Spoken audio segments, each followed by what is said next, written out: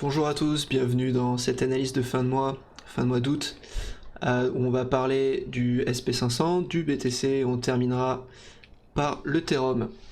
Donc pour commencer, le SP500, comme ce que je vous avais dit depuis juin, pas grand chose de nouveau.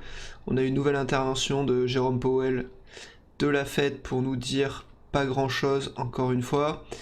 On sait qu'on va avoir un bond tapering, donc le bond tapering qui arriverait probablement fin 2021, début 2022, c'est l'arrêt de l'achat des obligations.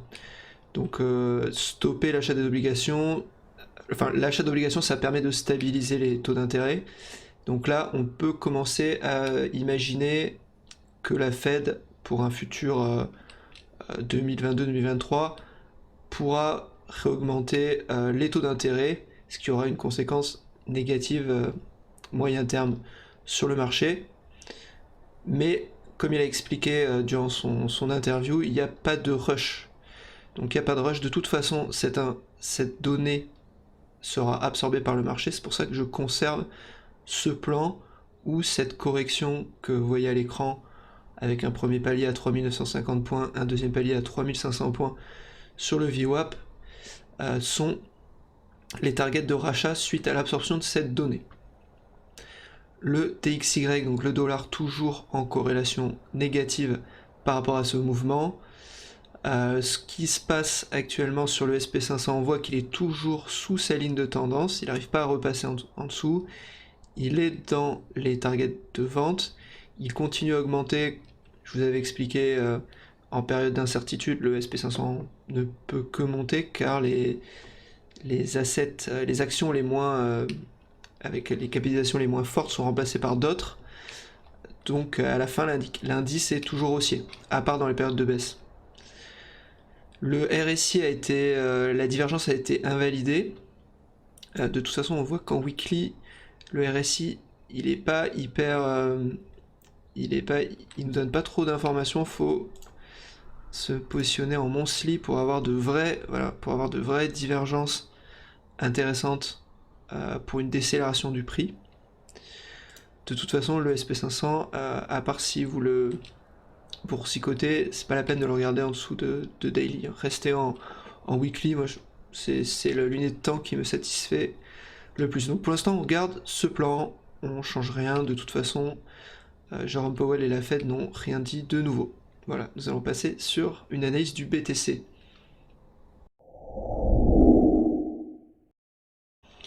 Alors pour le BTC, donc on en a parlé dans les newsletters, il a atteint pendant le mois d'août, donc pendant ces 2 dernières semaines d'août, notre objectif qu'on s'était donné pendant toute la montée. Donc c'était l'objectif entre 48 000 et 51 000. Donc on est rentré dans la target d'objectif spot. Donc moi je suis un peu déçu, je pensais qu'on irait un petit peu plus haut, au moins aller chercher les 51 800, tout simplement parce que là on voit les bandes de Bollinger, donc ça autorise en gros le prix statistiquement à monter jusque là, d'autant plus que beaucoup de shorts ont été pris pendant cette zone, à l'entrée des 50 000, et j'aurais aimé qu'on les punisse un petit peu. Là pour l'instant on leur a laissé la vie, on les a laissés tranquilles.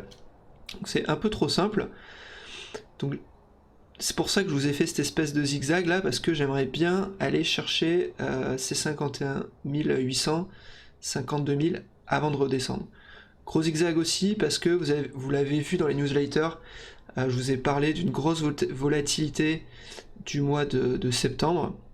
Donc le mois de septembre, depuis 10 ans, il est toujours très volatile, ça peut faire des plus 20, moins 20, plus 40, moins 40, pour à la fin avoir un retour aux valeurs d'entrée du mois, ce qui fait que si on est investisseur long terme, c'est pas très grave.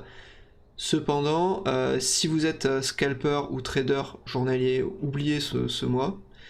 Mais dans le cas où il vous reste un petit peu de fonds, c'est un mois où on peut faire des rachats assez bas ou vendre des petites pépites à la hausse sur des excès haussiers importants. Donc pourquoi je cherche cette zone là? parce que là on est en train de voir que les shorters commencent à se protéger un petit peu. Sur l'open interest, on a l'augmentation des longs. Pourquoi il y a des longs qui augmentent? C'est parce que tous les gens qui ont commencé à prendre des gros ordres en short à découvert commencent à se protéger avec des petits ordres court terme en long, donc pour un pari à la hausse, pour compenser des pertes éventuelles si le marché venait à se retourner.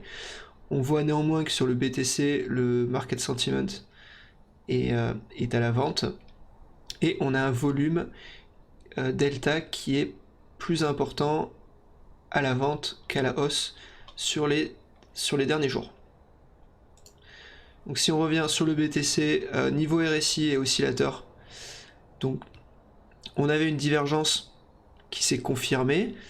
Aujourd'hui, le RSI retourne vers un point d'équilibre, ce qui lui laisse quand même de la place pour des mouvements violents à la hausse, ce qui renforce mon idée d'aller peut-être gratter et faire sauter tous les shorters un peu précoces. Voilà, ce mois de septembre, moi je m'attends quand même à une petite correction, avec un biais par rapport à ce qui s'est passé les 10 dernières années, pour aller rechercher, en tout cas dans un premier temps, la résistance des 41 000, qui est actuellement qui est un cluster en fait avec notre moyenne journalière. Par contre, la fin d'année, les oscillateurs commencent à se retourner. Comme on le voit ici, on commence à avoir une résultante qui passe au blanc.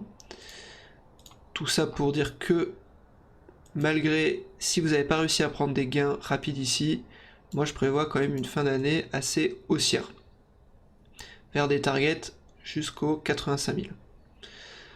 Voilà. Donc quoi d'autre sur le BTC? Ouais, BTC commence à être assez corrélé au SP500, donc attention, on approche les 66%. Il faut commencer à regarder la corrélation quand on dépasse les 85%. Là, on est autour de 66%, donc ça va. Mais attention, parce que si on dépasse les 85%, tout gros mouvement sur le SP500 aura un impact direct sur le BTC.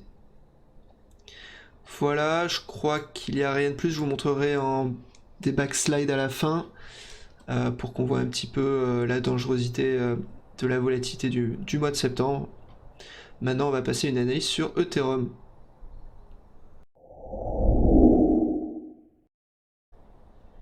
Alors Ethereum, au moment où je vous parle, il a break.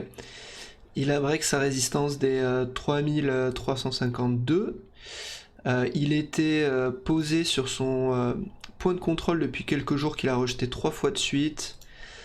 On était rentré, on avait donné une target d'entrée autour des 1740 fin mois de juillet, et on avait donné la target des 3600. Donc pour moi la boucle est quasiment bouclée. On n'a toujours pas atteint les 3600, mais ça ne saurait tarder.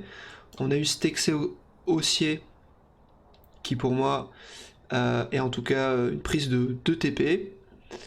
Là aussi, le TH va subir les gros mouvements volatiles de septembre. Donc on peut s'attendre à une hausse plus importante. Mais en tout cas pour moi, ma target c'est les 3600.